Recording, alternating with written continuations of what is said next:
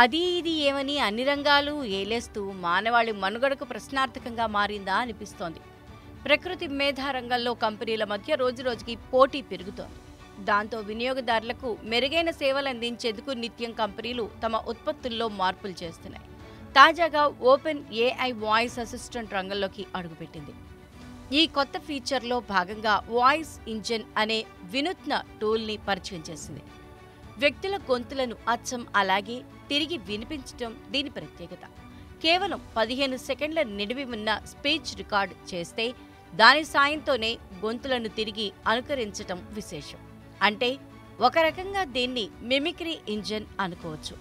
ఇది మంచి టూలే అయినప్పటికీ దీన్ని దుర్వినియోగం చేసే అవకాశం ఉండటం వల్ల ప్రస్తుతానికి ఎంపిక చేసిన కొందరు టెస్టర్లకే అందుబాటులోకి తెచ్చారు.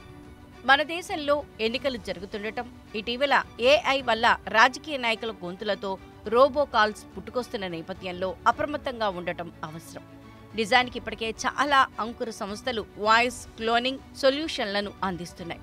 వీటి విషయంలో ఓపెన్ ఏఐ నైతికతకు ప్రాధాన్యత ఇవ్వటం విశేషం. వాయిస్ ఇంజిన్ను పరీక్షించడానికి అనుమతి పొందిన వారు ఖచ్చితంగా నిబంధనలు పాటించాల్సిందే.